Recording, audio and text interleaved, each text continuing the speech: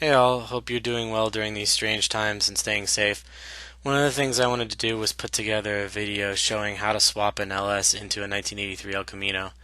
So this could apply for pretty much any G body 78 through 87, but this in particular just shows my 1983 El Camino, so that's what I'm going based on here. However, many of the principles that you see here should apply to just about any 78 to 87 G body. So one of the first things I learned while doing this build was that you want to pull the coil packs off the motor before you install it. I know it sounds kind of silly, but it was a rookie mistake that I made, and as you can see back here, I punched a hole in the air box and I patched it up with some fiberglass repair kit that I bought from the local parts store, which you can't really tell the difference now, but you do want to pull these coil packs off when you install the engine. So these are some LS swap headers that I purchased off of eBay for about $120. They're actually designed to fit an S10, but they fit the G-body pretty well. As you can see here, since they are most likely made in China, you get what you pay for, and we're already seeing some discoloration. But I actually kind of like it, so I'm probably going to keep it.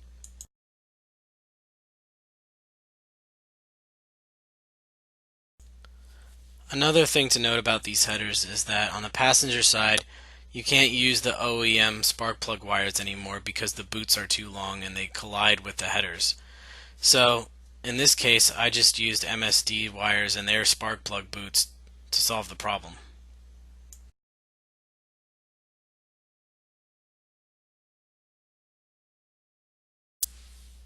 So there were no real fitment issues with the water pump or any of the other accessories other than the alternator. The only thing I did here was just replace the thermostat. One of the alterations that did need to be made was the alternator wire needed to be extended. On the LS, the alternator is on the driver's side. On the stock 305, the alternator is on the passenger side. So in this case, we had to extend the alternator wire to make this work. So one of the other issues I came across was installing the power steering pressure hose onto the power steering pump.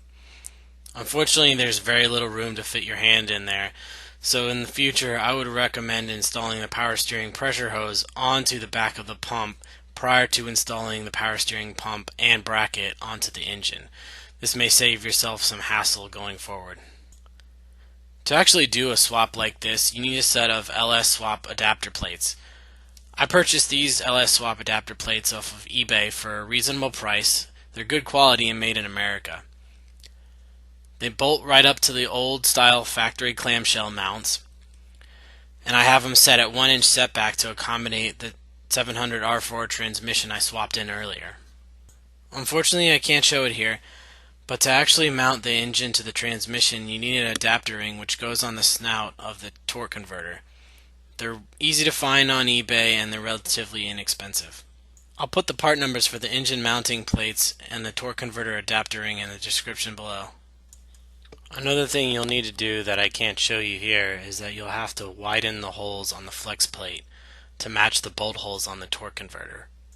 One of the things I didn't do that I would recommend doing is replacing the stock engine mounts. While you're here, you might as well replace them. Mine were in okay shape, so I didn't bother, but if you need to get to them, there's an access point on the frame rail behind the lower control arms. For wiring and to fire the spark plugs, you need an MSD 6014 box in this case since I'm running a carbureted engine. This MSD box replaces the older 6010 and 6012 boxes and can be used with both the 24X and 58X crank trigger engines. It comes with everything you need, all the wiring harnesses and instructions and so on. I was able to initially fire up the engine myself with just some simple wiring, but as you can see here, I had a shop in my local area do the wiring to make it nice and neat and clean and show worthy. One of the major issues I've noticed since I've done this swap is that I tend to have a fuel vapor lock issue. Since the headers aren't wrapped, it gets pretty hot down there. One of the things I've done to combat this problem is I've wrapped all the exposed fuel lines with heat-resistant insulation. It seems to do a pretty good job, and now I'm not having the severe issues of fuel vapor lock that I was having before. Another rookie mistake I made was dropping the starter when I was pulling the old engine out, which tore the fusible link on the main red ignition wire here. When I was trying to test fire the engine, I realized I wasn't getting any power to the car. So I replaced this fusible link and spliced in a new one and was able to test fire the engine. Also, don't forget to complete your PCV system. I'll probably do that down the line, but I'm using these breather filters for now.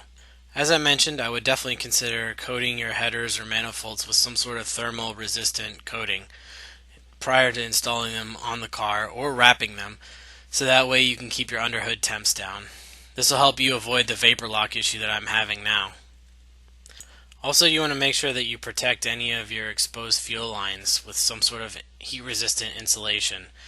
That includes the transmission lines that may run close to the headers like mine do. The cylinder heads are the stock 243 heads that came with the engine. I took them to a local cylinder head specialist, and he took 2/1000ths off of them and did a valve job. It was about $300, and they came out looking brand new when I installed them. If you'd like to check it out, I have that in another previous video. Another thing you may need to consider for your front accessory drive is the power steering pulley size. This is a 6-inch pulley that came with the power steering pump that I pulled off of a junkyard engine. It worked fine for me, and there's still plenty of clearance for the steering gearbox, but in some cases the 5-inch pulley may work better.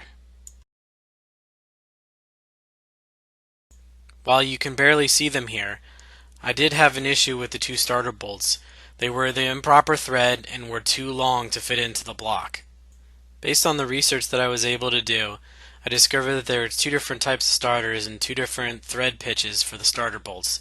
The ones that I needed in my application were the 11 by 1.5 inch. Now just some general thoughts on this swap and what the future holds. One of the first things I've done since I made this video was I had a shop put air conditioning back in the car. It was a modification that was definitely needed since I use this car pretty regularly, even though it was around $5,000. It's the first time I've had AC in the car in about 5 years. I may have a tiny oil leak coming from the front cover, but I have one definitely coming from the rear cover, so that's something to pay attention to when you install yours. Something else that needs to be fixed down the line is the automatic choke. At this point I don't think it's working since I took the computer out of the car, and that's the power wire that's provided to the choke. The carb I'm running is a 650 Brawler. It's a great value for the money, and it runs straight out of the box even if it's a little rich. Doesn't take a lot of tuning to get it adjusted though. After taking it to the dyno shop, I think it's running a little lean on cold mornings, so it probably needs a little bit more adjustment to fine tune it. But overall I'm happy with it, and I'm happy with how everything turned out on this. One of the things I've done with this build was I kept a really meticulous log of everything I've spent and how I spent it in a spreadsheet. You can kind of see that here, but overall the cost of the build was around $7,300. Now most of that came from the labor to install the wiring. Now if you want to show car, like I did, you're going to pay for it, so that was around $3,800 as you can see here. The other large cost here is obviously the engine build itself. Since I did the labor myself, the bulk of the cost came from the parts. The only labor involved was the rework of the heads. I'm not a professional mechanic by any stretch, and I have a pretty standard set of tools. So overall, I think pretty much anyone can do this swap if you just do your research prior to starting it. My LS Swap Guide manual was a must. I'd recommend everybody have one, and definitely check out videos like this or other ones that may relate to your car. I'm happy with it. Sounds good, runs good. Couldn't be happier.